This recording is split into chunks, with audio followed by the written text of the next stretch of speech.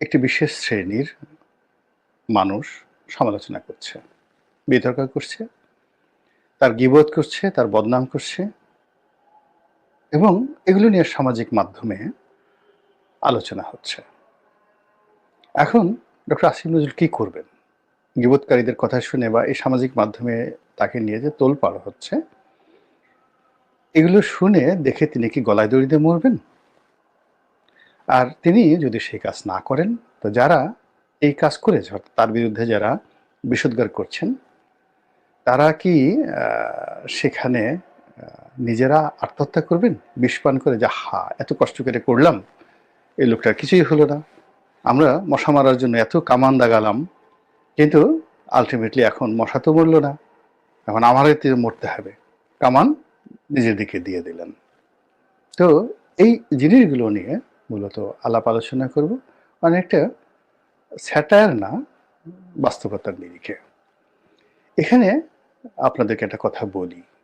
First thing হলো, আমাদের সমাজে দেখবেন মশা, মাছি, কীট পতঙ্গ,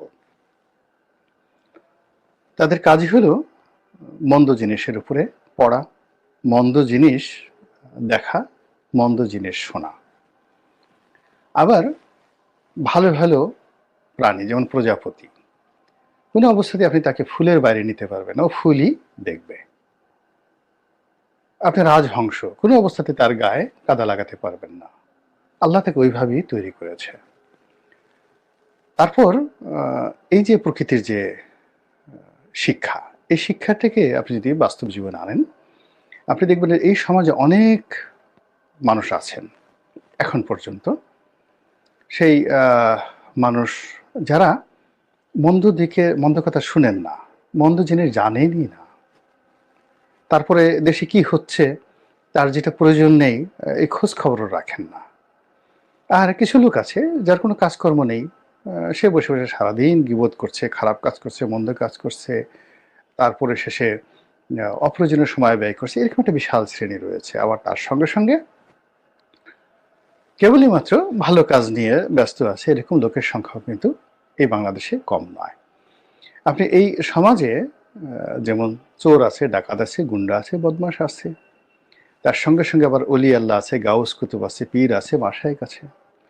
মসজিদে যাচ্ছেন, নামাজ কালাম পড়ছেন, নিজের কাজ করছেন, নিজের খাবার খাচ্ছেন, মানুষকে সহযোগিতা করছেন। এবং আশ্চর্য ব্যাপার হলো, এরকম অনেক বড় শিক্ষিত পণ্ডিত ব্যক্তি আছেন, তিনি ৩০ বছর ৪০ বছর মহল্লায় থাকেন, কিন্তু তার মহল্লায় যে একটা ছিনতাইকারী আছে তিনি জানেনই না। আবার ওই ছিনতাইকারী দুনিয়ার সব মানুষকে সে গীবত করে, কিন্তু ওই যে সম্মানিত লোকটা, তাকে দেখলে সে কিন্তু সালাম দেয় এবং কেউ কারো খোঁজ খবর রাখে না। তো এই যে সমাজে, এই সমাজটা হলো যে যেই রকম সে সেই রকম জিনিস খুঁজতে থাকে এবং সে সেইভাবেই পেয়ে যায়। আপনি যদি একজন নেশাখোর হন, পৃথিবীর যে শহরে যান, যত পবিত্র শহরে যান, সে গয়া যান, কাশী যান, মক্কা যান, মদিনা যান, সেখানে গিয়ে আপনি আপনার সমপর্যায়ের মন্দ লোক আপনি খুঁজে পাবেন এবং আপনি একে অপরকে চিনতে পারবেন। আবার আপনি যদি ভালো মানুষ হন, পৃথিবীর সবচেয়ে দরিদ্র খারাপ একটা জায়গাতে গিয়েও আপনি ভালো মানুষ পেয়ে যাবেন এবং যেখানে মানুষ নেই সেখানে সঙ্গী হিসাবে আপনি প্রকৃতির কোনো প্রাণী বা বৃক্ষ, এমন কিছু আপনি পেয়ে যাবেন যেটার উপর আপনি নির্ভর করতে পারেন। তো যার জন্য ডক্টর আসিফ নজরুলকে নিয়ে যা কিছু হচ্ছে, আলাপ আলোচনা হচ্ছে, আমি নিজের ব্যক্তিগতভাবে হালকাভাবে আমি তার পক্ষে যে সকল কথাবার্তা অনেকে বলছেন, সাংবাদিকরা, গুণীজনরা, আমি সেই কথাগুলো শুনেই আমি কথা বলছি। কিন্তু তাকে নিয়ে যে সকল ভিডিও তৈরি করা হয়েছে, বদনাম করা হয়েছে, বিশ্বাস করেন আমি এই ধরনের ভিডিও দেখিই নেই। মানে একেবারে যাকে বলে শিরোনামও দেখিনি এবং আমি দেখবও না। দেখবো না। আমার নিজের সম্পর্কে যে সমস্ত যাকে বলে, আমি তো আজকে নয়, ধরুন আমি যখন এমপি হলাম ২০০৯, ১০, ১১, ১২, এই কয়টা বছর প্রথম আলো, কালের কণ্ঠ, যুগান্তর, সমকাল থেকে শুরু করে সবগুলো প্রথম শ্রেণীর পত্রিকা, এমন কোনো দুর্নাম এবং বদনাম নেই আমার বিরুদ্ধে করেনি। বিশাল ভাইয়ে বাহিনী আছে, তারপরে টিআর চুরি, কাভিখা চুরি থেকে শুরু করে এমন কোনো অপকর্ম নেই আমি না করি, সন্ত্রাস, মস্তানি, চাঁদাবাজি, এই পুলিশের অমুককে মারি, তারপরে শেষে ওসিকে এটা করি, ডিসিকে এটা করি, এই সমস্ত জিনিসগুলো ওই সময় পত্রিকা যারা পড়েছেন তারা মানে আমাকে একটা দানব হিসেবে মনে করতেন। এখন এটা আমার জীবনে কি হলো? প্রথমত আমার ভিতরে একটা রেজিস্ট্যান্স পাওয়ার গড়ে উঠল যখন ক্রমাগতভাবে আমাকে নেতিবাচকভাবে আক্রমণ করা শুরু হলো, এবং আমার পরিবারও ঠিক ওইভাবে আমার পাশে এসে দাঁড়ালো।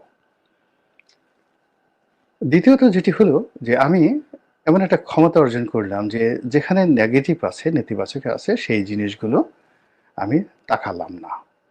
এবং কয়দিন পরে আমি বুঝতে পারলাম যে আমার সবচেয়ে বড় শত্রু বা যে কোনো মানুষের সবচেয়ে বড় শত্রু হলো সে নিজে। মানে সে যে বিষয়গুলো সে দেখেছে, সে যদি না দেখে তাহলে তার ৯৯% সমস্যা ওখানেই শেষ হয়ে যায়। তো আমি যখন এই পত্রিকাগুলো পড়ার চেষ্টা করলাম বা পড়লাম না, কি ছাপা হলো, কে কি বললো বা না বললো, এগুলো নিয়ে আমি যখন মাথা ঘামালাম না, তখনই দেখলাম যে আমার ৯৯% সমস্যা চলে গেছে।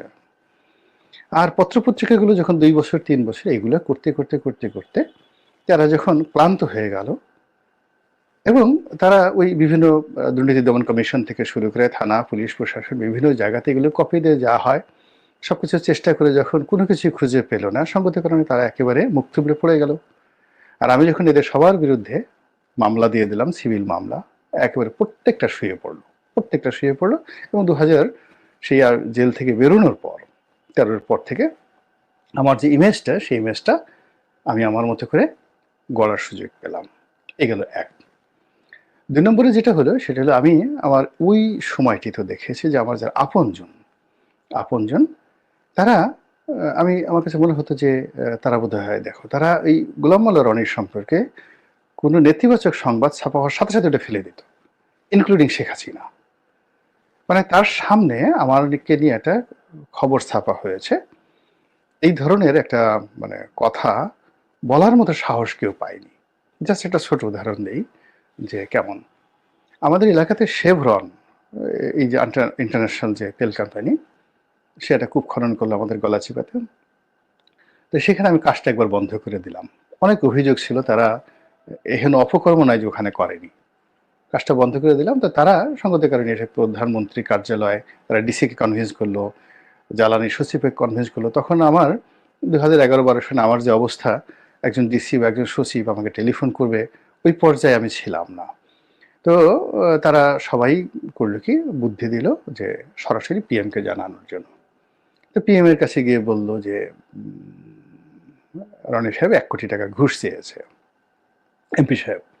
তো পিএম বলল যে রনি ১ কোটি তো দূরের কথা, ১,০০০ কোটি টাকা ঘুষ চাওয়ার মানুষ না, ওনার নিজের মুখের কথা। তো তিনি উপাধ্যক্ষ আব্দুর শহীদ তখন চিফ হুইপ ছিলেন, তাকে দায়িত্ব দিলেন যে শেভরন নিয়ে রনি সাহেবকে নিয়ে, আর মন্ত্রীকে বললেন, বিদ্যুৎ মন্ত্রীকে এনামুল হক সাহেব ছিলেন, ব্রিগেডিয়ার এনামুল হক, বসেন, দেখেন নিঃসন্দেহে এখানে কোনো সমস্যা আছে। শেভরন একেবারে সোজা হয়ে গেল। যতদিন আমার ওখানে কাজ করেছে জীবনে আর কখনো সে মাথা উঁচু করে দাঁড়াতে পারেনি। তো এভাবে লড়াই করার, সংগ্রাম করার যে একটা শক্তি এই প্রতিকূলতার বিরুদ্ধে চলে আসে। তো আমার যারা আপনজন, সংসদে ইকবালুর রহিম ছিল, খুবই ঘনিষ্ঠ বন্ধু, নজরুল ইসলাম বাবু ছিল, এমনকি নসরুল আহমদ বিপু ছিল। মানে কোনো দিন তারা বলেননি যে আজকে তোমার বিরুদ্ধে এই পত্রিকায় এই রিপোর্টটা ছাপা হয়েছে। এবং আমি একদিন জিজ্ঞেস করলাম যে, এই বাবু বা ইকবাল, আমার যে বিরুদ্ধে যে রিপোর্ট ছাপা হচ্ছে, তো ওরা বলে যে না, তো আমরা দেখি নাই, কখনো দেখিনি।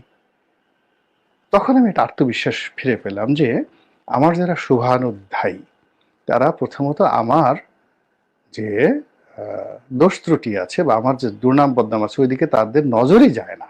কেউ যদি তাদের কাছে বলতে আসে তারা শুনবে না এবং টিল নাও এখন পর্যন্ত। আর আমার যারা মানে শত্রু আছে, আমাকে যারা অপছন্দ করে বা আমার বন্ধু হওয়ার যারা উপযুক্ত নয় বা আমাকে যারা মূল্যায়ন করতে পারে না, তারা সবসময় বলে যে হা, এত টাকা এলো থেকে, এত ক্ষমতা এলো থেকে, ও এখনো কেন অ্যারেস্ট হচ্ছে না, এ সবসময় শেখ হাসিনাকে জ্বালাইছে, এখন বিএনপির বিরুদ্ধে কথা বলে, তারপরে ডক্টর ইউনূসের বিরুদ্ধে কথা বলে, ওকে কেন গ্রেপ্তার করা হচ্ছে না, ও এমন কি। তো এই জিনিসগুলো সারাক্ষণ খুঁজতে থাকে যে রনি সাহেবের কি আছে। তো একইভাবে ডক্টর আসিফ নজরুলের যারা পর্যায়ে না, তারাও কিন্তু এইভাবে খুঁজতে থাকে আসিফ নজরুলের কি আছে। আর আসিফ নজরুলের যারা আপনজন আছেন বা আপনজন না, আসিফ নজরুলের সাথে পরিচয় নেই কিন্তু চিন্তা চেতনায় আসিফ নজরুলের সমপর্যায়ের লোক, কিংবা আসিফ নজরুল ওয়েল উইশার, বিশ্বাস করেন আসিফ নজরুল সম্পর্কে যা কিছু এই ভিডিও টিডিও যা কিছু যে যারা করেছে তাদের চেহারাও তারা চিনে না, তাদের এই ভিডিও কেউ দেখেনি। যারাই দেখেছে এরা সবাই দুর্বল চিত্তের এবং আসিফ নজরুলের পর্যায়ের লোক না। এরা কখনো আসিফ নজরুলের সাথে এক টেবিলে বসে খাবে না, এক টেবিলে বসে আলাপ আলোচনা করবে না। কেউ দেখেনি আসিফ নজরুলের যারা আপনজন পর্যায়ের লোক, তারা এই জিনিসটা দেখেইনি। তারা এই যে আমার মতো শুনেছে, শুনে তারপরে এইভাবে তাকে ইন্সপায়ার করার চেষ্টা করেছে বা তাকে বলার চেষ্টা করেছে, কিন্তু কেউ দেখেনি। ফলে কি হচ্ছে, এই ধরনের যে অসামঞ্জস্যকর যে ঘটনাগুলো ঘটে, এতে করে যারা প্রতিপক্ষ তারা কখনোই লাভবান হয় না, বরং বেজলেস হয়ে যায়। তারা তাদের যতটুকু আছে ততটুকু হারিয়ে ফেলে। আমি আমার এই জীবনে আপনি চিন্তা করেন, যখন মানে মানুষ মানে আমি একটা উদাহরণ দিই, প্রথম আলোর মতিউর রহমান সাহেবকে আপনার শামীম ওসমান সাহেব, তো তিনি গিয়ে পা ধরে সালাম করতেন, তারপর কিন্তু তিনি রক্ষা পান নাই, তার বিরুদ্ধে সেই রিপোর্ট ছাপা হয়েছে। কিন্তু সেই মতিউর রহমান সাহেব প্রথম আলো, কিংবা গোলাম সারোয়ার ছিলেন সর্বকালের সম্পাদক, গোলাম মোল্লা রনিকে কিভাবে মূল্যায়ন করে। সারোয়ার সাহেব মারা গেছেন, আপনি একটু মতিউর রহমান সাহেবকে একটু জিজ্ঞেস করে আসেন তো, আমার সম্পর্কে একটা কথা বলতে বলেন তো, দেখেন তো। আবার দেখেন অর্থবিত্তের দিক থেকে সালমান এফ রহমান, তো সালমান এফ রহমান সাহেব যতদিন ছিলেন তার সাথে পাওয়ারফুল মানুষ বাংলাদেশে ছিল না। তো তার মতো লোকের সঙ্গে ফাইট করে তার অফিসের সামনে দিয়ে রাত্রি 9টা 10টা 11টার সময় সেই ধানমন্ডি 2 নম্বর রোডের তার অফিসের সামনে দিয়ে একা একা গিয়েছি, একবার দুইবার নয়, শত শতবার। তার অফিসের সামনে এই ছাত্রলীগ, যুবলীগ, আওয়ামী লীগের এই বিভিন্ন পান্ডারা দুইটা মানে 200-250 দাঁড়িয়ে থাকতো। তা আমি যখন সেখান থেকে যেতাম, তো তারা রাস্তা করে দিত, সালাম দিত, কথাবার্তা বলতো, অথচ আমি তাকে গালাগালি করছি, সবকিছু করছি। উনি তো কোনোদিন আমার সামনে পড়তে সাহস পাননি। এর মূল কারণ হলো যে যখন আপনি ন্যায়ের পথে থাকবেন, একটা জায়গাতে থাকবেন, আপনার প্রতিপক্ষ যত বড় হোক না কেন সে আপনাকে ভয় পাবে, প্রচণ্ড ভয় পাবে। আমি আওয়ামী লীগ সরকারের, সেটা মহিউদ্দিন খান আলমগীর বলেন, শাহজাহান খান বলেন, শামসুল হক টুকু বলেন, স্বরাষ্ট্র প্রতিমন্ত্রী ছিলেন, আবুল হোসেন বলেন, ওয়াইদুল কাদের বলেন, গালাগালি করিনি কাকে, সামনে প্রকাশ্যে, অর্থাৎ 1 to 1, আর লেখালেখি করে তো এই দূর থেকে না, একেবারে 1 to 1 পার্লামেন্টে বসে এদের মুখের উপর বিভিন্ন কথাবার্তা বলেছি। এইগুলো কি করেন, এইগুলো কি করেন, কই কেউ তো কখনো সামনে দাঁড়াতে সাহস পায়নি। তো আসিফ নজরুলের যদি এরকম সততা থাকে, ন্যায় নিষ্ঠতা থাকে, এবং তার এই তাকে কেউ কিন্তু একটা পশম স্পর্শ করতে পারবে না। 1 2 নম্বর হলো যে আমি 2009 সনের আগে আমার ভিতরে যে সাহস আছে এটা আমি জানতাম না, কিন্তু যখন মানুষ আমাকে আক্রমণ করা শুরু করলো, সেই আক্রমণগুলো প্রতিহত করতে করতে আমার বুদ্ধির দরজা খুলে গেল, আমি সাহসী হয়ে উঠলাম। এবং একটা সময় আমার কাছে মনে হলো যে না, তো আমাকে যারা আক্রমণ করছে তারা খুবই দুর্বল প্রকৃতির মানুষ, খুবই দুর্বল প্রকৃতির মানুষ। তো আসিফ নজরুল সাহেবের মতো একজন ভদ্রলোক মানুষ, এই যে আমরা অনেকে যারা তার সমালোচনা করছি, তাকে নিয়ে বিভিন্ন রকম নেতিবাচক কথাবার্তা বলছি, মূলত আমরা আসলে তাকে সাহসী বানিয়ে ফেলছি, দুর্বার বানিয়ে ফেলছি। তিনি তার অবস্থানে পাকাপোক্ত হচ্ছেন, তিনি আরো শক্তিশালী হয়ে যাচ্ছেন, আরো বেপরোয়া হয়ে যাচ্ছেন। আর যারা এই সমস্ত বেজলেস কথাবার্তা বলছেন এবং রুটলেস কথাবার্তা বলছেন, আপনাকে কাউকে যদি ক্ষতি করতে হয় সমপর্যায়ে লাগবে। আসিফ নজরুলকে ক্ষতি করতে হলে আপনাকে ওই ক্যাবিনেট আসিফ নজরুলের চেয়ে পাওয়ারফুল লোক লাগবে, আপনাকে সরাসরি ডক্টর মোহাম্মদ ইউনূস এর মতো লোক লাগবে, আপনাকে সেনাপ্রধানের সাহায্য লাগবে। এই মুহূর্তে এই দুজন ছাড়া, সেনাপ্রধান এবং আসিফ নজরুল সাহেব মানে ডক্টর মোহাম্মদ ইউনূস ছাড়া আসিফ নজরুলকে কিছুই করতে পারবেন না কেউ। বাইরে থেকে আমরা সারা দিন কাঁদতে কাঁদতে যদি চোখের পানি ফেলে পড়ি, গড়াগড়ি করে যদি আমরা নিজেদের গায়ের চামড়া খুলে ফেলি, তবু আসিফ নজরুলের কিছুই হবে না। মধ্যেখানে আমাদের যারা আমরা এই কাজ করতে যাই, আমাদেরকে বিষ খেয়ে মরতে হবে, এবং এটাই বাস্তবতা।